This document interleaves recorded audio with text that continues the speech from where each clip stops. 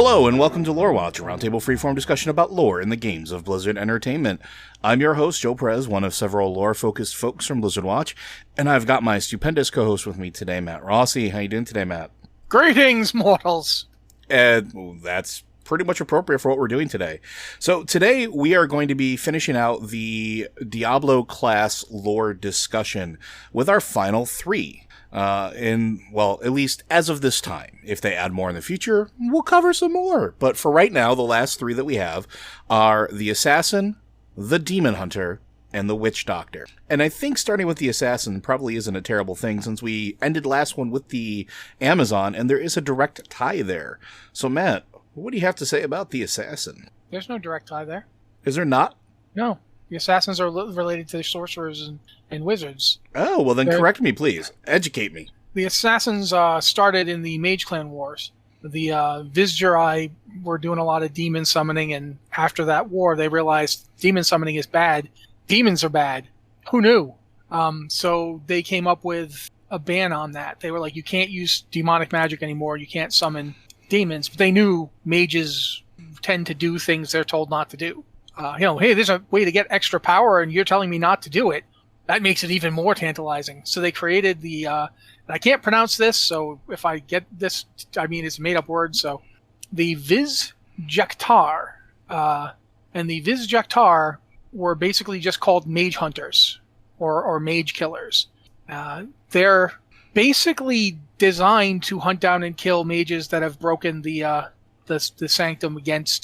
sanction against demonic summoning. You cannot do that, and if you do it, they show up and kill you. That's their job. So that's basically their history. They originally come from I keep forgetting the name of the country. The Chaldean's a city, but I can't remember the name of the country, and I know I should remember it. Do you remember the name of the country? No, we did this exact same thing last week. Let's see here. I believe Kyrgyzstan, yeah. I just found the map. I always forget that. They're from Kyrgyzstan initially, but nowadays they tend to recruit from all over. That's their deal. They basically are trained from very young age to be skilled at killing mages. There was I don't know this guy's deal. His name was Lam Essen. And he studied ancient magic and the effects of demon summoning. He's the first guy to have written the story of Anu and Tathamet.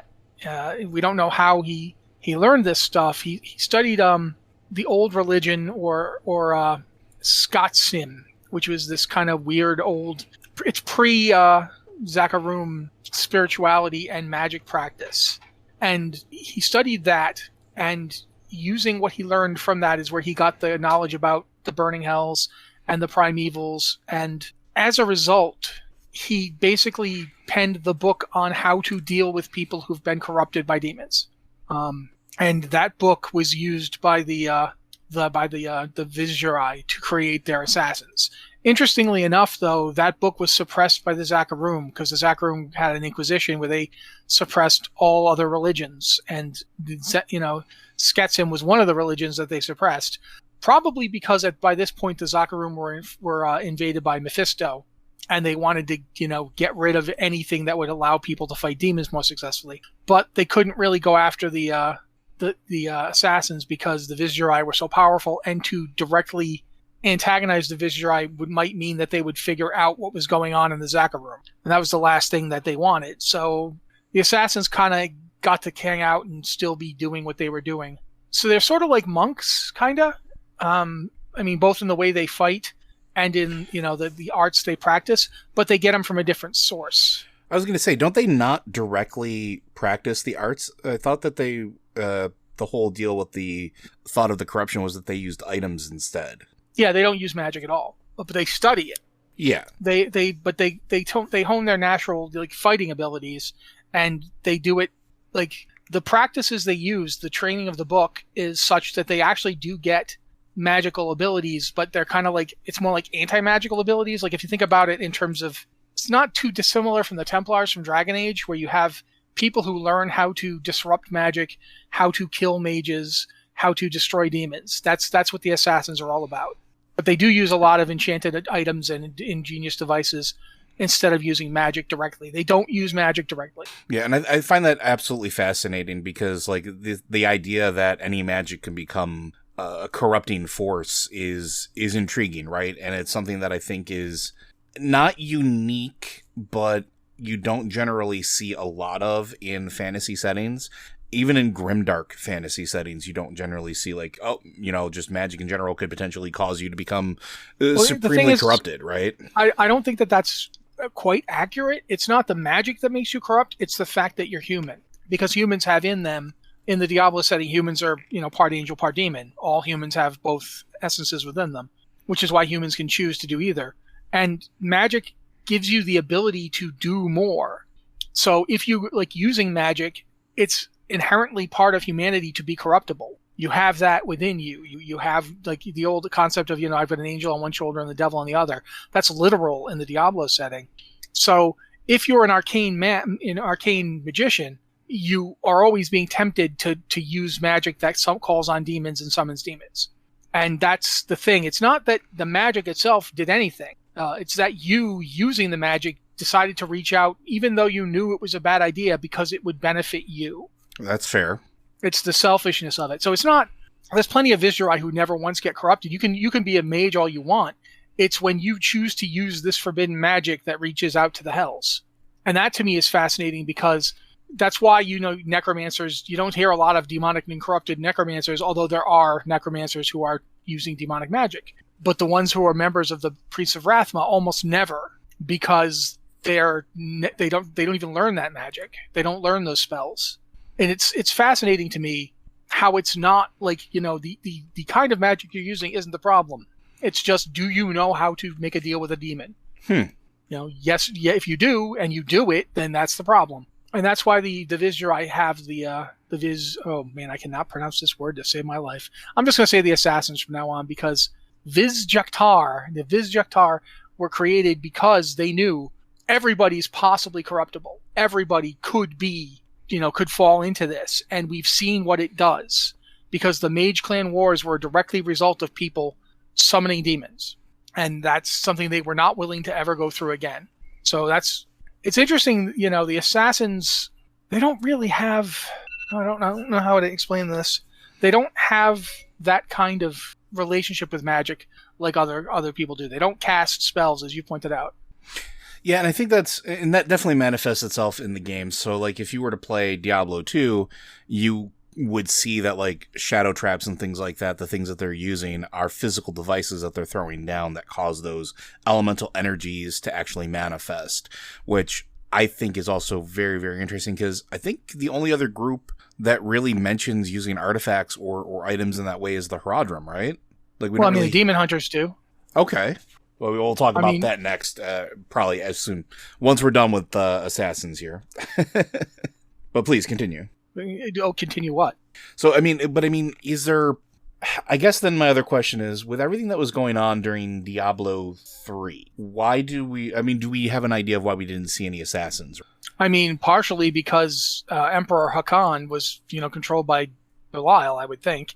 I would assume that any Vizjari who were in the area vacated it fairly quickly, rather than stay there and potentially get destroyed by all these demons that were swarming out of the woodwork. That would probably be part of it. Also, I don't know what happened. We're probably going to find out more. This is why Diablo Immortal is so useful to us as people who study Diablo lore, because we don't know a lot about a lot of these things, and we're going to get a chance to see what happened between Diablo 2 and Diablo 3.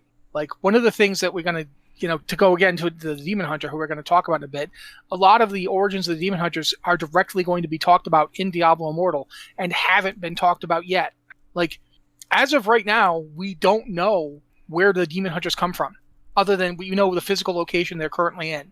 We don't know, like, how they got started. We don't know. So it's very possible that the Assassins trained them or somehow contributed to them, because their fighting styles are different. Yeah, their fighting styles are different, but they have the same basic approach to demons, and they do both use traps and stuff. The turrets and traps that Demon Hunters use are mechanically similar to the stuff that the Assassins did. Not the same, but similar. In terms of, like, what they've been up to, though, I don't really know. There's really nothing in game. Nothing in Diablo 3 says what happened to them. The Visjektar just don't show up after Diablo 2. So here's another question. I remember there being a tie between the Assassins and Ormus. Ormus was a NPC vendor, a magic vendor, or mage that happened to be a vendor in Diablo 2. Did anything ever come of that? Do we know if Ormus is still around? No, not as far as I know. I don't know anything. I know there was some argument that the spiritual teachings that the Assassins used to become the Assassins, the book of the Lan Esem, that the teachings were similar to that of the Tan clan. And Ormus was in the Tan clan. He was a member of it. But in terms of, like, you know, he used to be a really great mage. He probably would have had, like, we know that the Visjektar were watching him, but I don't think they were related. They just did not trust him. Yeah, like as a possible target, possible that he might have been corrupted, right? Yeah, and he's the one, you know, Ormus is the one who's like, you got to go through the Infernal Gate to stop Diablo. That's so, whatever happened with Ormus, he ended up being part of that, and then you don't see him again ever. I mean, again, you know, he doesn't seem to show up, but he was a follower of Skatsim.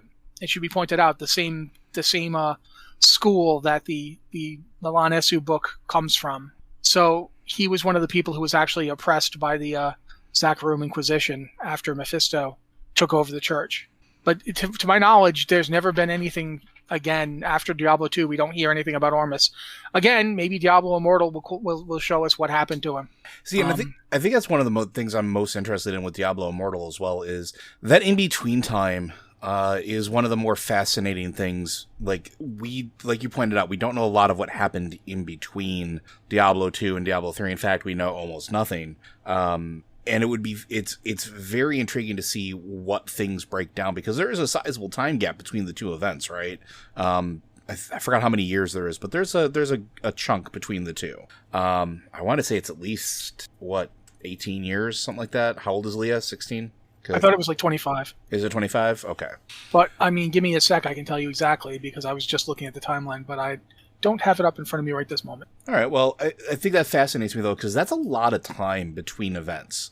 That's a lot of time for things to happen. And we talked about this when we talked about the Druids and a lot of the other stuff, the other classes and their interactions with Diablo as far as, like, the world around them goes. And because Diablo 3 and the events therein were such a drastic event, there was sort of, I don't want to say like a calm, because it wasn't calm in between the two. But there was a certain period of like almost preparation, cleanup and preparation, and trying to get ready. And some of those classes, Assassins included, I'd be fascinated to see what they did. And like you mentioned, and we're probably going to go into this in a moment, there's a potential tie between Assassins and Demon Hunters, in the fact that maybe, just maybe, we find out that the Assassins left the homeland to keep themselves safe, wound up going out into the world, finding those that were ravaged by demons, and decided to take the fight in a completely different manner.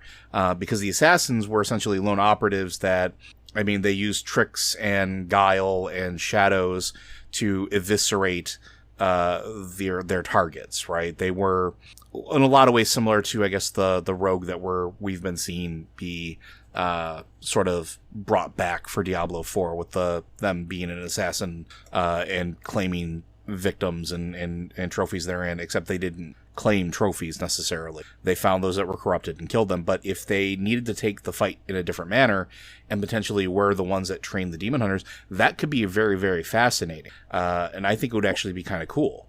Well, right now I can tell you this. The end of Diablo 2, Lord of Destruction, is in 1265. Okay. The beginning of Diablo 3 is 1285. That's when Tyrael manages to regain his physical form. So 20 years. Yeah, 20 years between those two.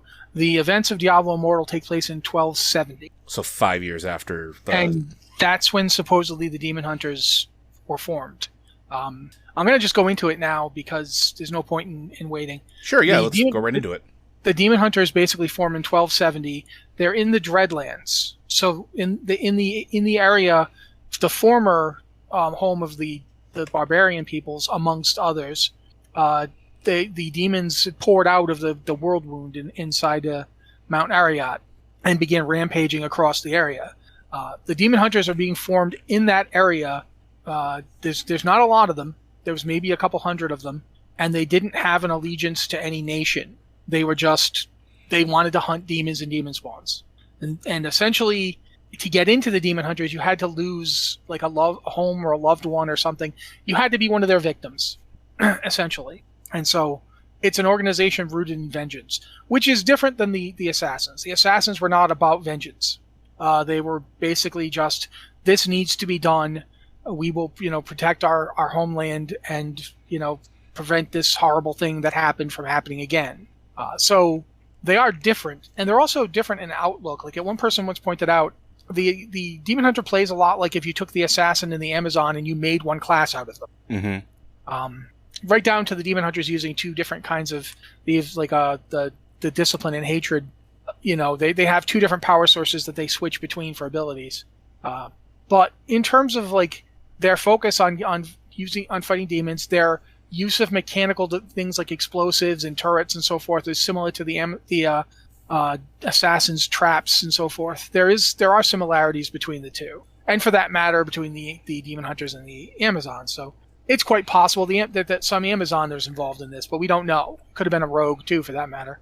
What we do know is that it apparently started forming about 5 years after Diablo was destroyed, because the World Stone fragments were scattered all across the world, and apparently various demonic servants of hatred were attempting to use the World Stone fragments to basically bring Diablo back. I guess they didn't know what he was up to, so they were just trying to get those fragments and bring Diablo back, and the demon hunters rose to stop it.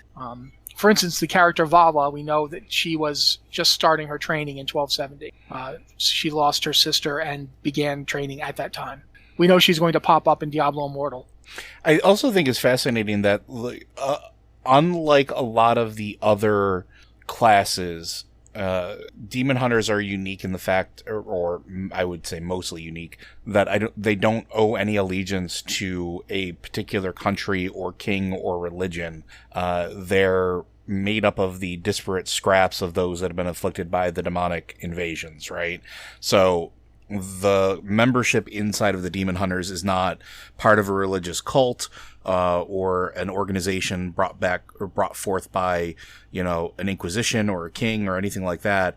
These are literally just people who have had what they care about stripped away. Like you mentioned, Vala begins her training in 1270, and like you said, it's because she lost her sister basically to a demon, right? Like a demon took her sister from her. Or in this particular case, the witnessing of what happens with seeing your family butchered by demons caused a madness in her sister that, caused her to die. I don't know we know the exact specifics, but she mentions that she was rescued by survivors who had joined together to rid the world of creatures of hell. They saw in me the strength to resist the demons, and they forged me into a weapon. Now I am ready. A meteor has fallen in Tristram, and the dead have risen in its wake, and I will send them back to their graves. Once I was hunted, now I am the hunter. And it's sort of like that mentality, right? That survivor mentality where it's like, yeah, I'm going to go and take care of this now. Now, the other interesting thing about that is Vala is often referred to as the Order Master. If that's the case, who found her? If it was the demonic order, and is the theory of it being one of the Amazons or one of the assassins possibly correct? Well, we know that she was trained by Josen. Okay. Josen was a demon hunter that found her and trained her. He's the one that we don't know who trained him. We know that Vala and her younger sister survived their village getting attacked and destroyed by demons, but Halissa drowned after she woke up from a nightmare. She ran off and fell into the river. Vala couldn't get her out in time. After that happened, Vala was found by Josen, and Josen was the demon hunter. He used to say that everything was a test. That was his big deal. He's the one who was hanging out with her in 1270. He's the one who was training her. He also partnered her with another demon hunter at one point, a guy named Delos. But by 1285, they basically discovered that the things were happening. Delos was corrupted by demons, and they went after him. And it was basically like a whole thing where Josen is the one that sent her to Tristram. Mhm. That was his. That was his deal. We don't know who trained him. We don't know how. If the order started sometime around 1270, then he would have been relatively new at it himself. Mhm. Like he's training her when he's barely trained himself. So we don't know who taught him or where he got his instruction from. And again, this is one of the things that I think might be really cool about Diablo Immortal is we might find out like who trained Josen. Does Josen have a master? Who was Josen's master? I mean, we don't even know where Josen comes from. We know that he was working with Vala, like in 1270. Like again, in Diablo Immortal, the two of them are available. You do quests to help them, and they're both there. So the order existed for at least a couple years before the events of Diablo Immortal, because otherwise Josen wouldn't have been able to be trained enough to find Vala and help her at all. And both Josen and Vala are effective demon hunters in 1270. So it's possible the order started sometime after the destruction of the World Stone and before the events of Diablo Immortal, but we don't know exactly when or how. And that's the reason that I keep thinking to myself that there might be a connection to the Assassins or the Amazons, or both. We know that an Amazon and an Assassin work together trying to stop Baal. Yep. Canonically, there's one, if you look at the loading screen and the various characters, I think canonically the party that went after Diablo is made up of all of them. And if even the Druid and the Assassin joined in for Lord of Destruction. So I think canonically they would have worked together. They might very well have decided to train people, but we don't know that for sure. It just fits. It also depends too largely on the state of the world after the events of Diablo 2 as well, because we've seen other instances of, for lack of a better term, the story being driven by, hey, this thing is no longer available, so now we're going to resettle, or we're going to move, or we're going to have to do something else in order to survive. Like that's sort of like a big theme with a lot of these classes. It's that whole survival aspect of it, and so part of that is becoming or being ready to change where you are, where you're based, or what you're doing. Sometimes you can't go home. Looking at Diablo 3 even, sometimes that home's just not there anymore. Perhaps it burned to the ground. Perhaps the angels took it, or demons, or whatever in this case. Maybe it got turned into a hellmouth. We've seen that be a thing where, fleshy demonic portals decide to open up inside of it. And well, yeah, no good comes from that. But I think that's one of the things I like about Demon Hunters in general is that necessarily doesn't matter. There's almost an aspect of, for lack of a better term, and not to compare it to another IP, but I'm going to do it anyway, it has almost like a Jedi-esque aspect to it, at least with Vala and Josen, where Josen trained Vala and they're seen traveling together. And part of that story there, especially with, I believe it was Josen went after a corrupted member of I think it was the person that they worked with before, right? Dorla. Yeah. So he went after him, who had been corrupted, and then Vala had gone after no, it was Delios. Vala went after the demon, Josen went after Delios. And they both took care of it, but they were seen traveling together. So there's almost an aspect, at least, and this could be the case, could not be the case. Again, we don't know the details of it, of maybe they pick somebody to almost be like that student, that underling to learn and to partner with, to a point where they can go out on their own and find somebody else to do that with, or find a survivor to train up. I'm really curious to see what exactly Demon Hunter training looks like, what that actually means. Because again, they don't have like a central base of operations. They don't have a home necessarily. Like the Amazons have their island. Even the mages have their bastions of arcane, fortitude, or whatever you want to call it. Druids have a place that they can return to. Scotland, yeah. Yeah, so like there's all these places where, like, yes, there's a base of operation. There's a heritage or a place where we can go back to, or regroup, or learn, or do whatever. Even the barbarians have that to a certain extent, whether it's in various states of disarray or whatever it is. I would argue that they had that. Yeah. That is definitely gone. In fact, at least some of the demon hunters are probably barbarian in origin. They come from the children of Bolkathos, because that's where they are now. Mm-hmm. The Dreadlands is smack dab in the middle of what used to be, barbarian territory. And the barbarians are a fractured people right now. We have no idea. I don't even know like how many of them are left by the time of Diablo 4. They were not doing well in Diablo 3, and that was before like a whole bunch of people got killed by Malthael. So it's a toss up. We have no idea. But the Demon Hunters are unique in that they don't have. You don't have to be a member of a certain group. Like the barbarians are all related. They're all the children of Bolcathos. Druids come from Skazglen. Those are traditions that are passed on to specific peoples. Demon Hunter, have demons destroyed your life? Yes? Welcome aboard. Here's how to kill them. It's just that simple. There's no, we mages decided to create an order to protect ourselves from our own worst impulses. It's demons are bad, let's kill them. It is a remarkably simple and pure ideology. Demon bad, us kill. That's it. Mm-hmm. The reason they recruit people who've suffered at the hands of demons is because those people are the most motivated. They realize that, if someone's lost everything to demons, this person's going to be willing to put themselves through the training and the ordeal of the life that will come after it. Like I said, Josen used to say all of life is a test. Once you start thinking of all of life as a test, you understand, that this is something that is unrelenting. It's never going to stop. You're never going to win. Winning isn't even the point. This is pure revenge. It's not rooted in, there's no victory condition because there will always be more demons. So you always have to kill more demons. So that's interesting to me. That there's a lot of potential in terms of what they do with it. This is one of the real problems I have with Diablo as a game setting. And this goes back to the first one, from Diablo to Diablo 2, from Diablo 2 to Diablo 3, and now to going to Diablo 4. There's not a lot of continuation. Mm-hmm. Like, the only class that's been in more than one game, like at launch, is the Barbarian. And the only class that's even seen 2 games besides Barbarians is the Necromancer. And even then, barely, right? Like, as an expansion pack to the game. Sure. But the Barbarian's the only one that got to be in Diablo 2, Diablo 3, it's going to be in Diablo 4, and it's going to be in Diablo Immortal. Mm-hmm. That's the only one that gets a through line.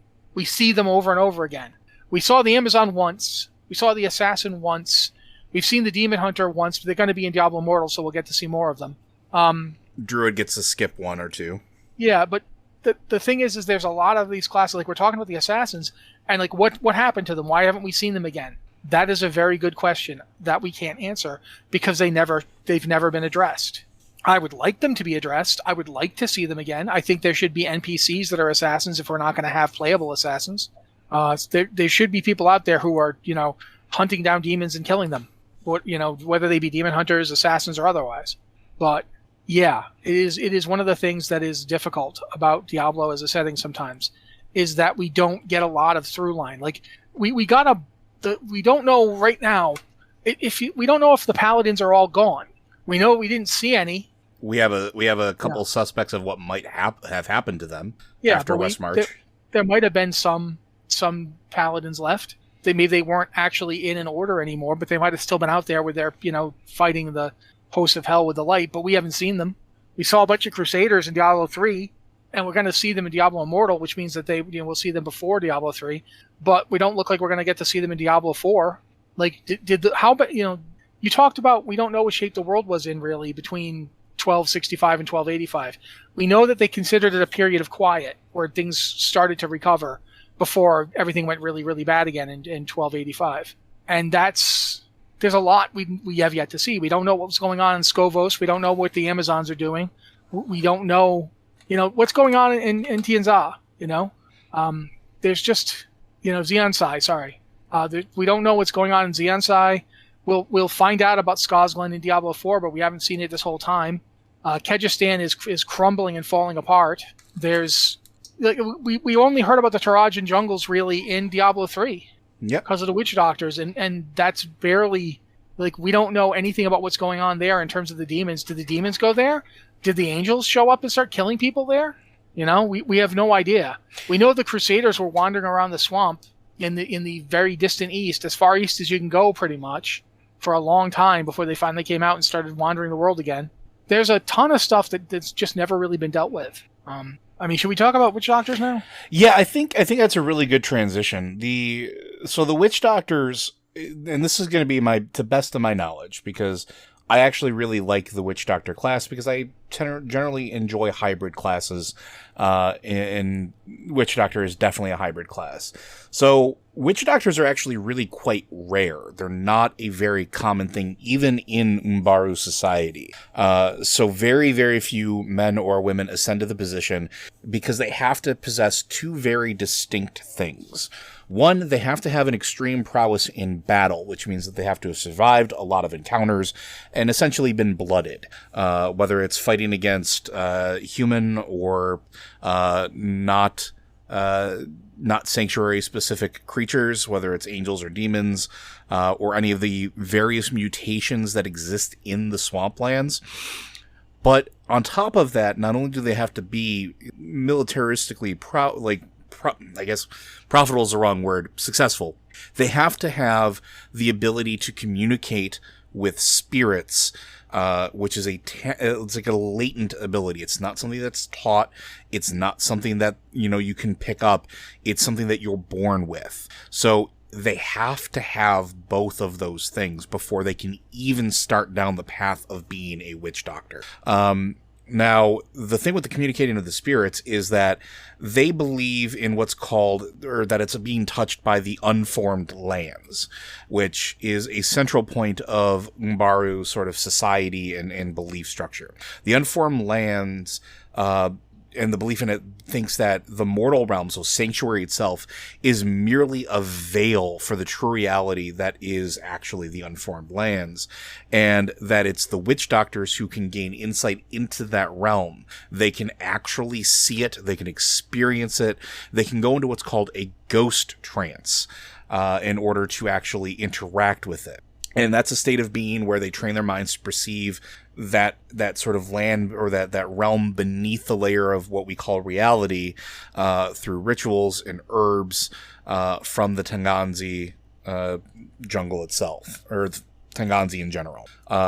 They can actually spend what they say is minutes in the unformed land where they can actually see or interact with the spirits there, talk with them, before they're ripped back to reality in what might only be seconds of our time as we're observing. What the unformed lands actually are, nobody really knows, but this is where they get their power from. Their ability to look into it, their ability to connect to it, their ability to ghost trance into it, lets them... They call it dark magic, but it's really just how they manifest their ability to raise the dead, summon plagues, bring forth gigantic monstrosities, in terms of, I can't remember what the heck the name of the thing is, but that looks like a giant construct. And there also is this belief that in that land where they draw this power from, there are gods there. What that means, they have never, ever really truly said what they actually are, but they're not angels and they're not demons. They are something completely other. Now, the interesting thing is that the only other class that can tap into this spirit realm, that can tap into sort of this layer beneath reality, is the Necromancers, where they can actually channel those spirits into the minds of their nearby enemies to basically... any psychic attack or any sort of like spiritual attack that the necromancer does is drawing on things from that realm. So it's interesting that the witch doctors can do that as well. The Umburu are essentially a decentralized people. They're hunter-gatherers. They leave sacrifices for their gods inside of the ghost realm. Ooh, excuse me. And they tend to occupy spaces that seem to almost need protection. Like when we go through the swamps, one of the things we're doing is we're breaking into tombs and ancient areas that are buried deep beneath that soil, that water.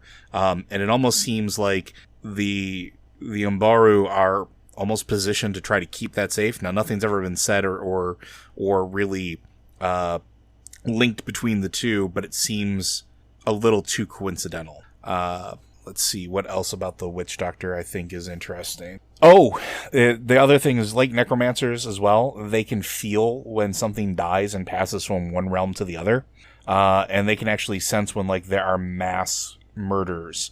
So at the end of Diablo 3, when the world has essentially been devastated and like a good chunk of humanity has been wiped out, the Witch Doctor would have felt every single bit of that. Unlike the other classes, or maybe to a varying degree, I don't know if Paladins or Crusaders would have felt that in their very bones. The Magic Wielders might have, Druids might have, but the Witch Doctors definitely did. And what that caused them to do, or how that would have affected them, or the Umburu Society, who, reveres the Witch Doctor as, I mean, almost akin to what they call their high priests or their rulers.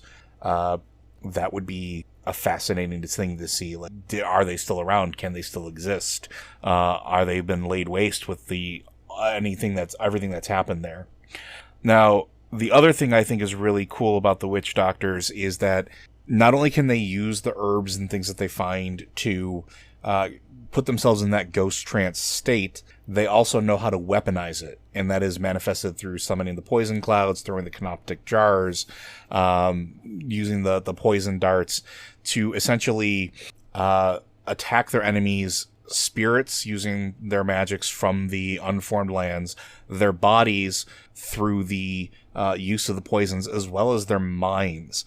They attack whatever they're going after with everything. And we know that they're able to form poisons that can affect demons, which is also very interesting, because when they're fighting them, you would think that the demons, if they're not part of Sanctuary, wouldn't be affected by natural herbs or whatever the case of their concoctions are, but they very clearly are, and angels as well. So the Witch Doctor has the ability to, whether it's through channeling the unformed land into whatever tincture or mixture they're making, but they can poison them. They can actually cause them physical harm through this use of what are essentially naturally occurring things in Sanctuary, which I think is absolutely fascinating. It also is it's another pseudo-religious class, I guess, that would kind of fall in line with Paladins and Crusaders and even mages to a certain degree, where they are informed by a very specific set of tenets.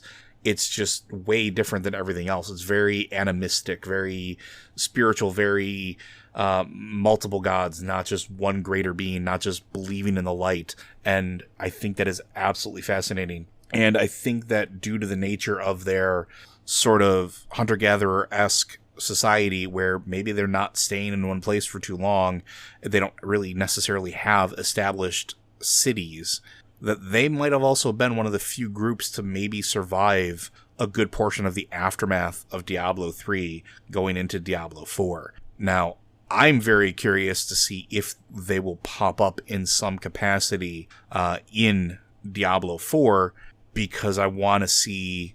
I'm curious how they would interact with the Necromancers if the Necromancers are working with Lilith, and how they would work with Lilith. Like, how that interaction would go down. Would they view Lilith as another god, even though she's a demon? Would she be just somebody who was brought back from unexistence, but maybe that unexistence was the unformed land? It seems to sort of be in that same wheelhouse. Is that where things that are banished from Sanctuary go? Is it sort of like this, I hate to say it like it, is it the Shadow Realm? Is it this layer that just encompasses everything, including death? Because that's the other thing I don't think has ever really been established in Diablo lore, is where does a soul go when it dies? Well, I mean, the Necromancers have the theory that they goes to the plane of the dead. And there are some people who think the plane of the dead is the unformed lands, that they're the same place. Okay. I should point that out. We know that one of the things that drove Malthael insane, in fact, was that when he went to where the Worldstone had been before Inarius stole it, he found mortal spirits going there, collecting there. And he was like, why is this happening? Why are they here? So it's possible that the unformed lands and the realm of Pandemonium have some kind of connection, because the Pandemonium fortress is where the Worldstone had been before before it was taken to Sanctuary. It's the place. That plane was essentially created by the destruction of Anu and Tathamet that created the Worldstone in the first place. And so it's possible the unformed lands are the realm of Pandemonium, because Pandemonium is everything that's not heaven or hell or the created realms like Sanctuary. Pandemonium doesn't really have a form. It's just the place where the World Stone was. It's a shifting constantly. They were fighting a continuous battle across it, but it's a plane. Well, don't they call it like the Scar of the Universe or something like that? Yeah, that's one of the terms for it. So it's, who knows what the place around the Pandemonium Fortress is the eternal battleground between heaven and hell, but the plane is much larger than that, and it shifts constantly. We don't know what it is. You've never seen most of it, so that's one possibility. I don't know how that worked out, but it is worth considering that since Sanctuary was a created place in the first place, and it was created by the World Stone, and the World Stone was essentially the last remnant of the primordial Anu, and now the World Stone has been destroyed. The power of the World Stone, where did it go? Like, if you call it the unformed lands, Sanctuary was very deliberately formed. It was made with this item. So if the unformed lands exist and you can reach them, what are they? Are they the place where everything that wasn't made resides? I mean, there's a lot to it, but that's something worth considering. It might be that there's a relationship between Pandemonium and Sanctuary as the two places. Like the Sanctuary is also the only place that was ever successfully permanently created by the World Stone. Yes. Other people used the World Stone and could only make like bubbles that kind of worlds that existed for a time and then faded out of existence. But Sanctuary is seemingly permanent, and it has Tragul, the dragon of balance, that it seems to exist in and around Sanctuary, but not of Sanctuary. And that's something to consider when you talk about the quote-unquote gods that the witch doctors can contact in the unformed lands.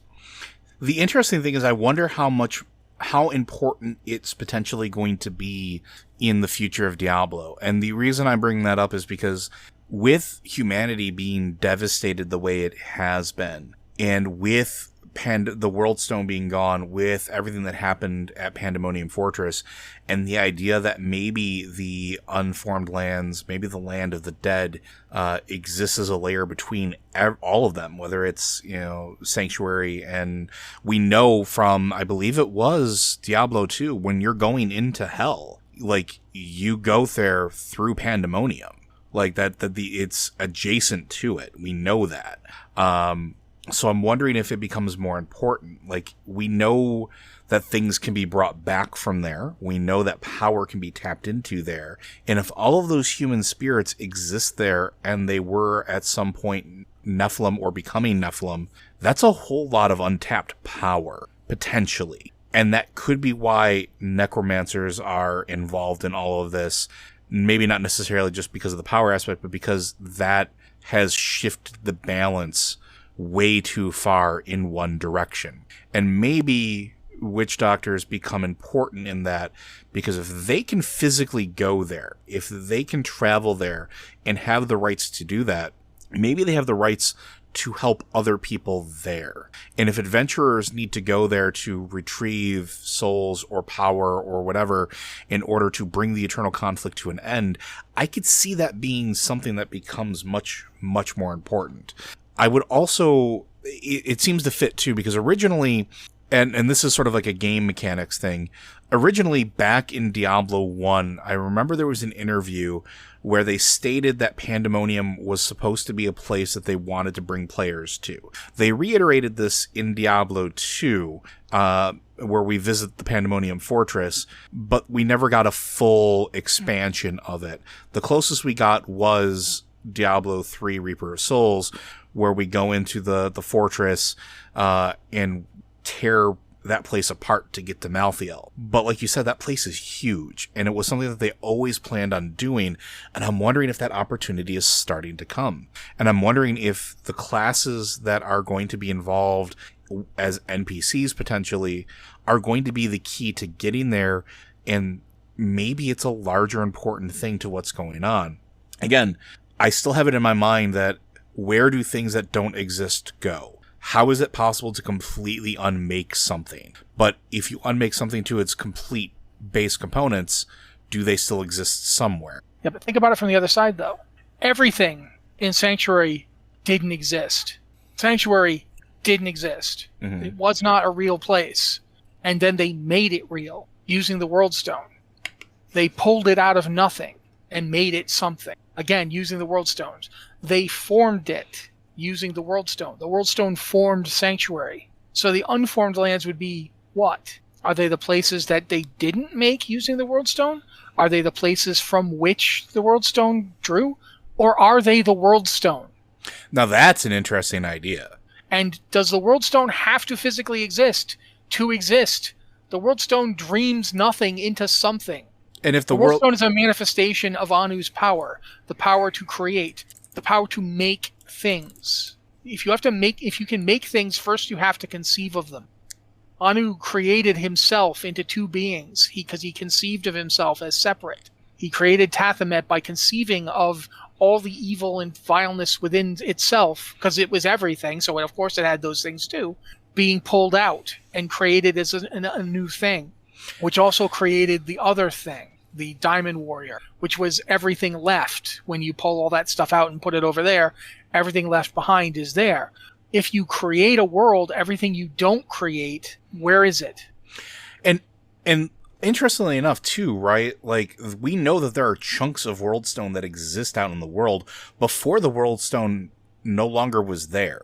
Oh yeah, someone came in and took pieces of it. They created the soul stones that way. And they were made from pieces of the World Stone. And I believe there is also a case made that somebody think that the blood shards are also pieces of the World Stone. Well, we know that in Diablo Immortal, pieces of the World Stone are being hunted down by the demons.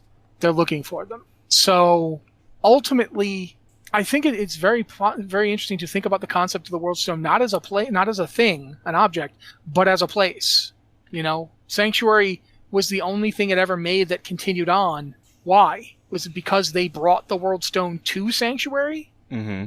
And that meant that the World Stone was now contained within a world? Was that what it needed? In order for the unformed lands to exist, you need a formed land. You need a place to have no place. In order for there to be nothing, you have to have something. Otherwise, everything is nothing, and then nothing is everything. These words they're only concrete and separate and disparate when they have opposites. And so the World Stone might actually be the place they're going to. It might be the place they're visiting. It might be the place from which all these spirits and gods come from. Because we know the dead were trying to get to the World Stone. When they died, they went to Pandemonium to try and find the World Stone. Only the World Stone wasn't there anymore. And that's the power Malthael drew upon, was the power of death. And the Necromancers seem to be able to draw upon the plane of the dead, which seems to be the same plane as the unformed lands. Which seems to be the same power that the witch doctors call upon as well. And if you die, you go to the World Stone because you came from the World Stone. Because the World Stone made you. It made everything. It made the angels and the demons. There was pieces of Anu and Tathamet that made them. They were created by the same thing that destroyed the universe and created the World Stone. So I think there's a possibility that the World Stone can't be destroyed. Its physical manifestation, maybe, but not the World Stone itself. And there's nothing that says that another physical manifestation can't take form either, right? Like quite possibly. Because at that point, it's the heart of creation.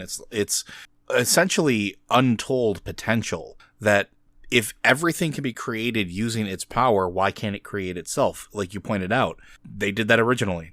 The Eye of Anu is the Eye of Anu because, well, that's what happened. That was the resultant outcome of, a greater being splitting itself in twain because it could. It existed. It willed itself into existence. It willed itself split. The worlds themselves are made from the remnants of those beings, of that being.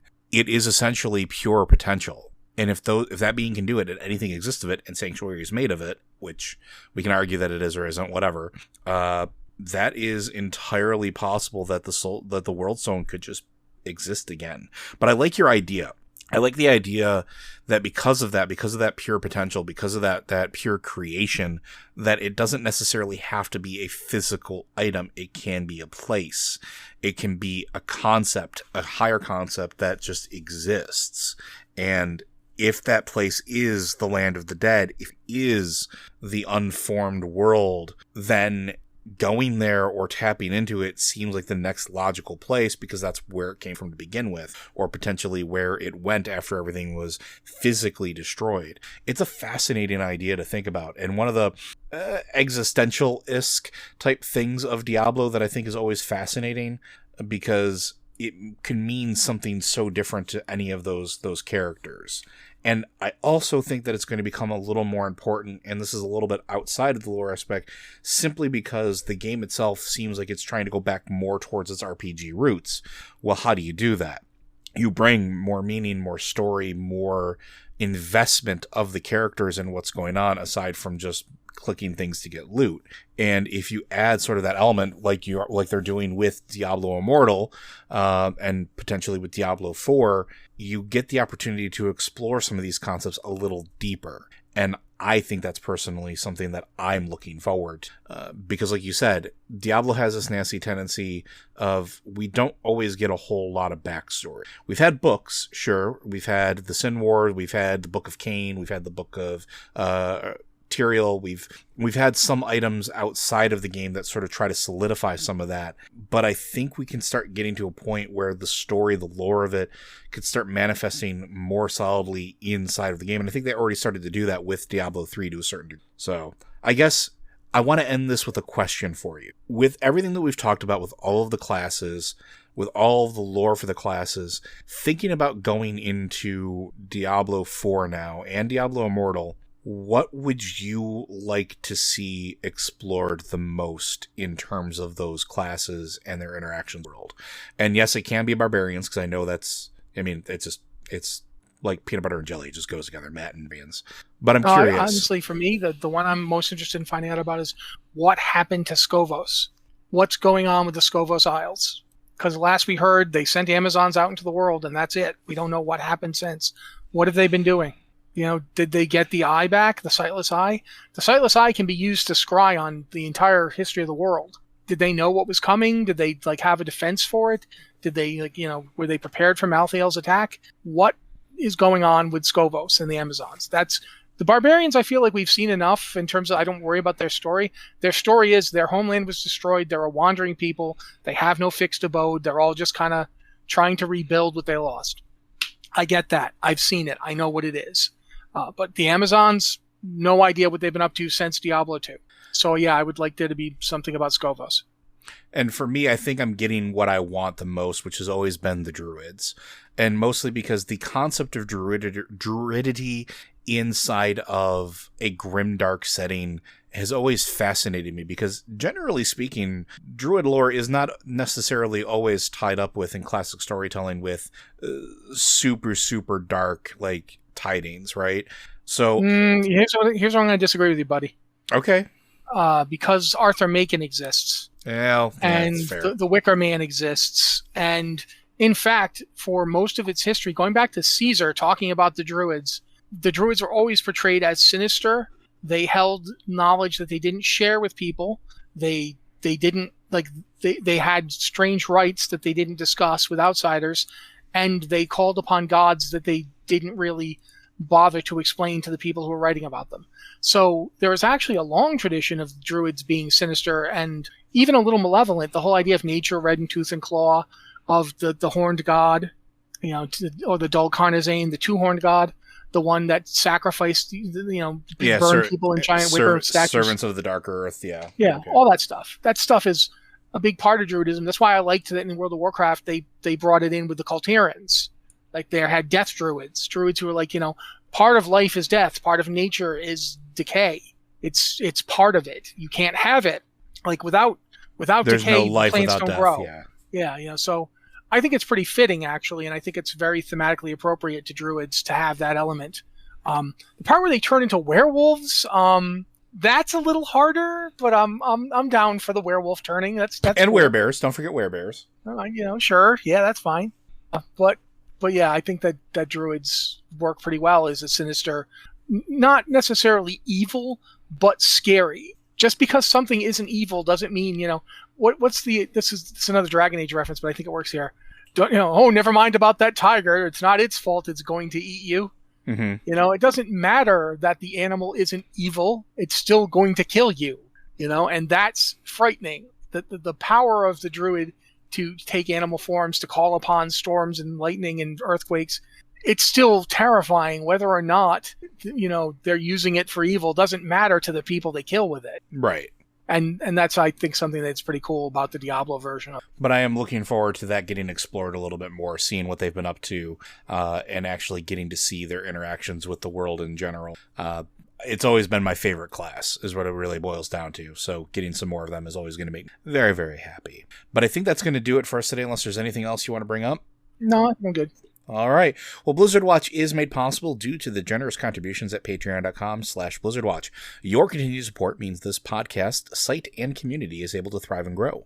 Blizzard Watch supporters enjoy exclusive benefits like early access to the podcast, better chance at having your question answered on our podcast or the queue, and an ads-free site experience. And if you have questions for the podcast, please be sure to send them in. You can send those into podcast@blizzardwatch.com. You can also send those in on our Discord. We do have a Discord channel set aside for our Patreon supporters as a way of saying thank you. You can get your questions highlighted in a place that we can see them a little more directly. If you're not a Patreon supporter, an email is not your thing, we also understand. There is a Q and podcast question section where you can drop those in there.